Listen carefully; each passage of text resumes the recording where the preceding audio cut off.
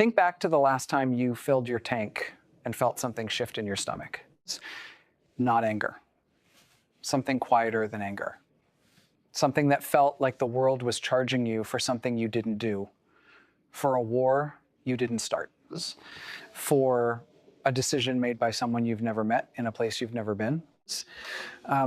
You paid it, you drove away, and you told yourself that's just how things are. But here's what nobody told you.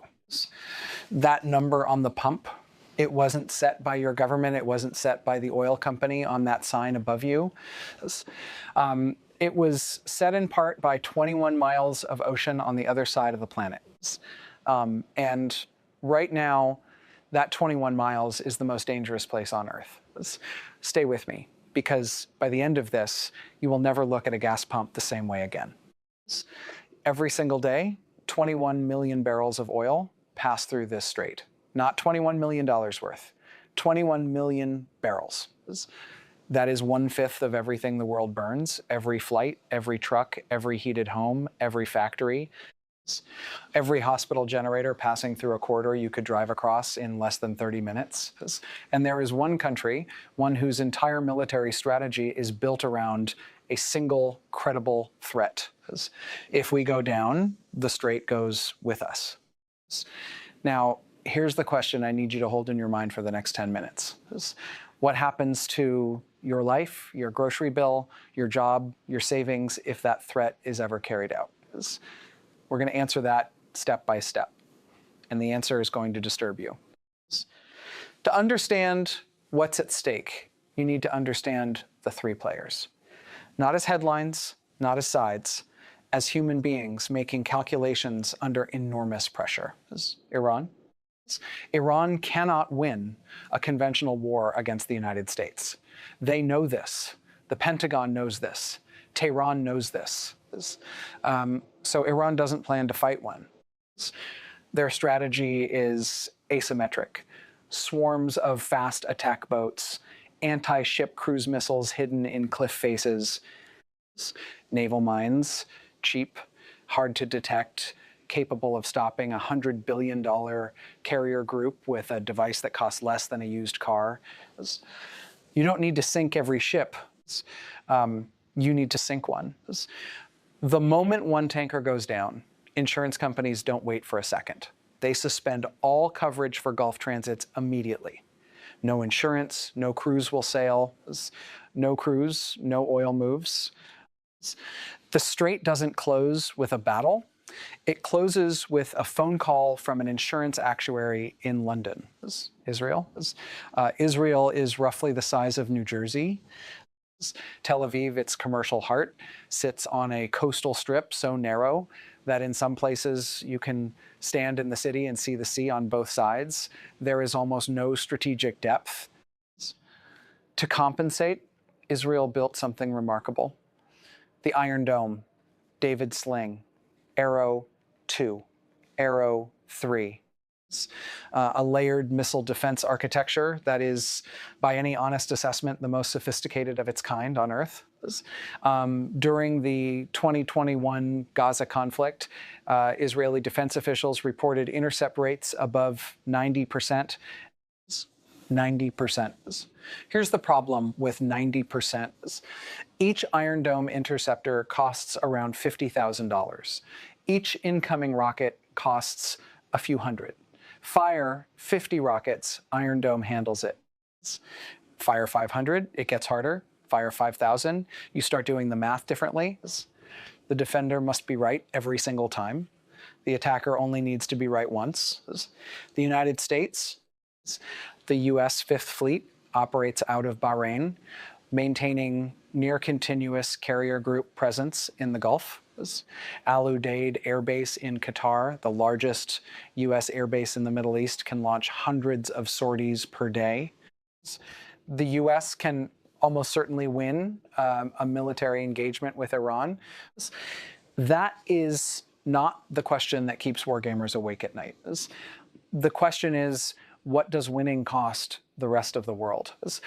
Before we run the war game to its conclusion, I need to tell you about the other battlefield, the one you're already on. modern military doctrine, US, Russian, Chinese, Iranian, all contain formal frameworks for something called information operations. The deliberate shaping of what you believe is a direct military objective. It's not a side effect of war, a weapon of war. Here's how it works in practice. A narrative is seeded in low moderation platforms, fringe forums, anonymous channels. It's designed not to be true. It's designed to be shared. Fear travels. Outrage travels. MIT Media Lab research published in Science, real peer-reviewed data found that false information spreads 6 times faster than true information on social platforms. 6 times. The algorithm doesn't reward accuracy. It rewards engagement. And nothing engages like dread. And then there's the weapon that changes everything. Deepfake technology, AI-generated video and audio of real people saying things they never said, indistinguishable from genuine footage to the untrained eye. Analysts call what it creates the liar's dividend. Even authentic footage, real footage, can be credibly dismissed as fabricated in a world where fabrication is known to exist. The technology doesn't just create false evidence. It destroys the credibility of true evidence. In a military conflict where governments need public support, where alliances need to coordinate in hours, where every hour of confusion is an hour of advantage, that manufactured uncertainty is not an accident. It is the objective. Now, let's run the war game. Every serious war game of a US-Iran escalation reaches the same uncomfortable conclusion. The most likely path to catastrophe isn't a decision, it's a miscalculation. Stage 1, the incident, a strike, a proxy attack on US personnel, a miscalculated naval confrontation. The specific trigger matters less than what it forces a decision under extreme pressure with incomplete information about whether to escalate or absorb. History is not kind here. In the summer of 1914, every leader involved in what became World War I believed they could control escalation. They had assurances, they had timelines, they had plans. The plans didn't survive contact with the other side's plans. Stage 2, the Strait.